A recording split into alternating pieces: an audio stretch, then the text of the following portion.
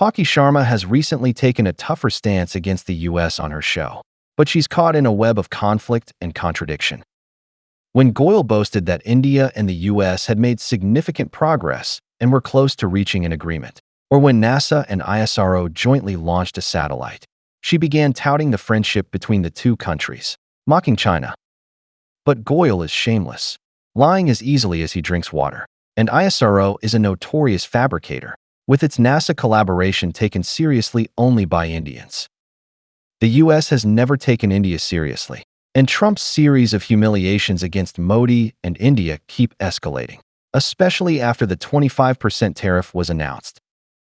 Palki, feeling helpless and confused, was forced to criticize her former master, the US, claiming its actions are undermining global economic growth and that India will fight back.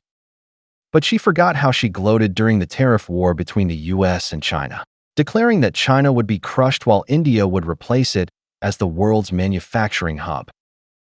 In truth, my goddess lacks basic knowledge of economics and science, as I've pointed out in previous videos. She lies constantly for money, as it's part of her job. But Trump keeps hammering Modi, a so-called tough politician who loves wearing skirts, yet doesn't dare fight back or even complain, which has deeply disappointed Palki. However, this video isn't about mocking Palki. Today's topic is why the 25% tariff is a disaster for India. The reason is simple. India's main potential competitors, Vietnam, Indonesia, Malaysia, the Philippines, and other ASEAN countries, face tariffs around 20%, while Mexico benefits from exemptions under the USMCA for many products. Only Brazil and a few others face higher tariffs. But Brazil has a trade deficit with the US, and its economy relies little on US trade, so Brazil isn't too concerned, especially with China as a supportive trade partner. China and the US are unlikely to reconcile, as both are testing each other's endurance, aiming to harm the other while minimizing their own losses. The Chinese goods the US still imports are hard to replace, so tariffs don't matter much, allowing China to hold firm in negotiations without bowing to the US. The gaps in goods the US can source elsewhere will naturally be filled by emerging economies, which is an opportunity for India, ASEAN, and Mexico. India's trade surplus with the US is about $450 billion, but India itself is a trade deficit country, with a nearly $1 trillion deficit with China. Under such a massive gap, the trade surplus with the US is critical and indispensable.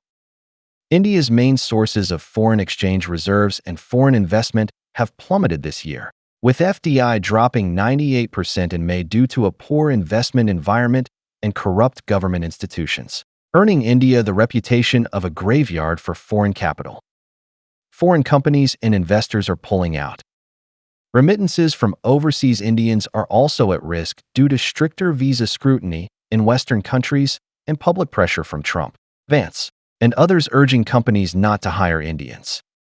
Losing the trade surplus with the US would be a catastrophe India cannot bear. After all, the Indian government is drowning in debt, with annual interest payments consuming nearly a third of its fiscal revenue. Without this money, how can Modi's government buy advanced weapons to counter China and Pakistan? How can it invest in infrastructure and drive industrialization? Why is the 25% tariff, just 5% higher than ASEAN countries, a disaster for India? Because at the final stage of RCEP negotiations, Modi's government opted out after weighing the risks, believing Indian companies couldn't compete with Southeast Asian nations under equal conditions. In fact, ASEAN's population is less than half of India's, yet its GDP matches India's, and its infrastructure, education, healthcare, population quality, and living standards far surpass India's. The Indian government has long falsified data to inflate its economy, but while boasting on camera works, Indian companies collapse in real market competition. That's why Modi has been the US's watchdog, bringing his own dog food, hoping to gain special tariff treatment through shared democratic values to boost India's economy. The Biden administration did just that, granting India favorable tariff terms to make it a frontline player against China and Quad and other groups, which led to India's large trade surplus with the US. But this surplus made India a target for Trump. He doesn't care about democratic values, only numbers. Whoever has a surplus with the US gets taxed and must open their markets to American companies. Trump demands India open its agriculture sector, which employs nearly half its workforce, effectively destroying Modi's political foundation. Once India's small-scale farming is hit by America's mechanized agriculture, it will collapse. Mass farmer bankruptcies would spark social unrest, costing Modi votes and potentially his position. But if Modi dares to reject Trump's demands, Trump has plenty of ways to punish him. Recently, Trump high-profiled Munir's visit to Washington, claimed Pakistan shot down 5 Indian warplanes, and announced plans to jointly develop oil with Pakistan to sell to India. These moves humiliate Modi, making him look weak domestically. If Modi keeps resisting, Trump could escalate with more humiliations, like exposing evidence of Modi's persecution of Muslims in Gujarat, his involvement in the assassination of a Canadian Sikh leader, or India's falsified GDP data.